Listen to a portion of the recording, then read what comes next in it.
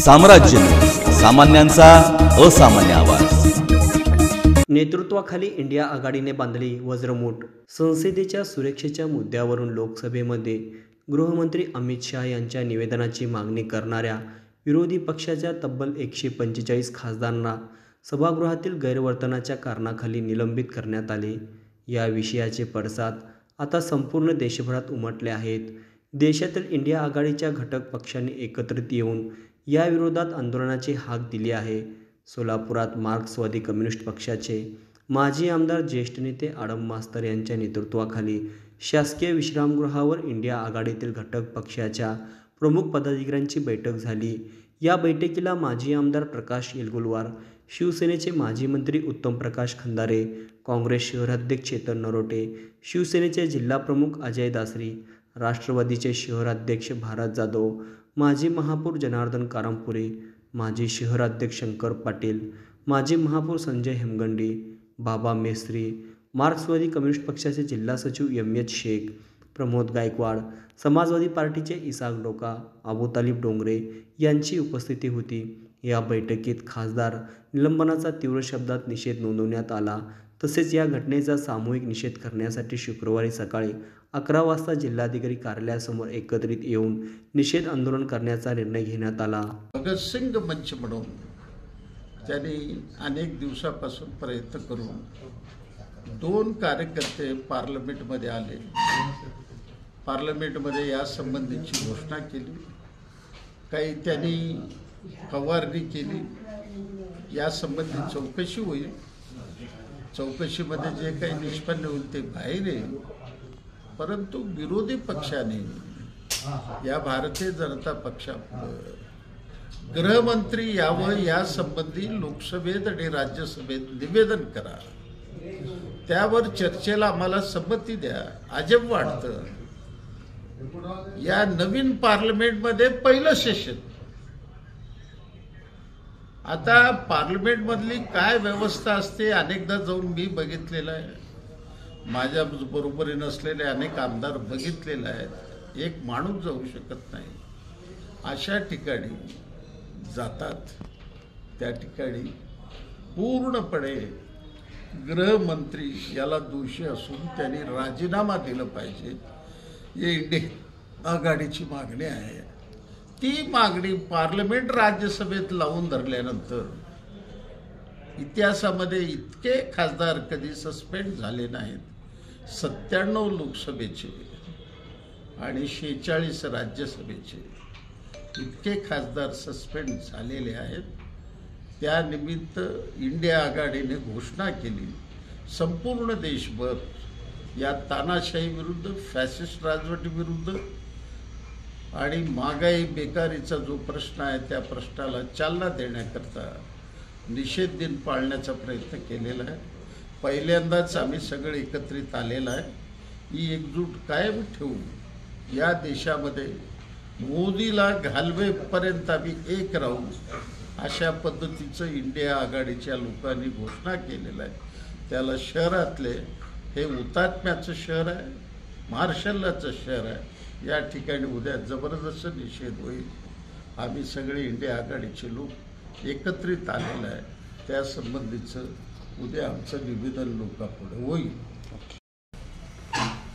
या देशामध्ये 13 तारखेला ज्या तरुणांनी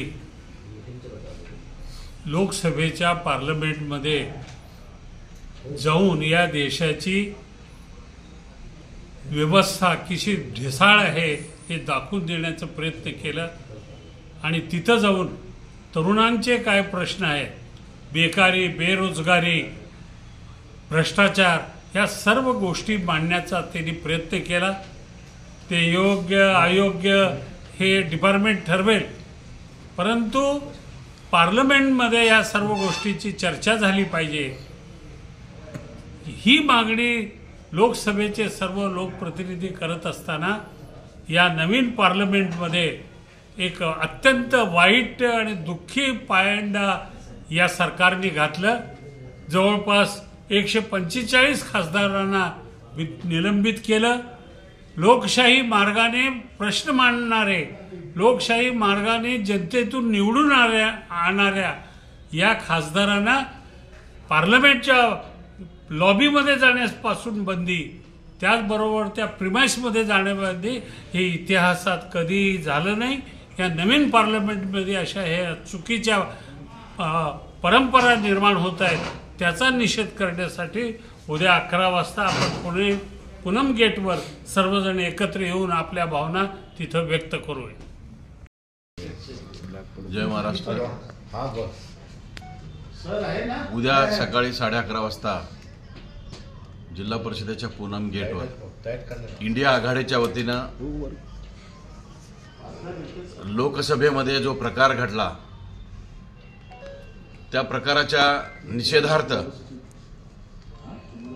भारतीय जनता पार्टी आणि या देशाचे गृहमंत्री हे ज्या हुकुमशाही पद्धतीनं राज्य करतायत त्यामुळं या देशामध्ये अराजकता निर्माण व्हायची चिन्ह दिसतायत. या त्यांच्या हुकुमशाही प्रवृत्तीविरुद्ध लढा देण्यासाठी संपूर्ण इंडिया आघाडीच्या वतीनं पूनम गेटवर निदर्शनं करायचा जो निर्णय संपूर्ण देशभरामध्ये झालेला आहे त्यासाठी सोलापूर शहरातील शिवसेनेचे सर्व पदाधिकारी शिवसैनिक हे या निदर्शनामध्ये सहभागी होतील आणि इंडिया आघाडीची एकजूट ही वज्रमूठ या सोलापूर शहराचा जो इतिहास आहे क्रांतीचा, तो क्रांतीचा इतिहास उद्यापासून सुरुवात होईल आणि ते शेवटपर्यंत भारतीय जनता पार्टीच्या सरकारला या देशामधून हाकलून लावण्याशिवाय थांबणार नाही. म्हणून मी सर्वांना विनंती करतो की सर्वजण मोठ्या संख्येनं या निदर्शनाच्या कार्यक्रमामध्ये सहभागी व्हावं. जय महाराष्ट्र.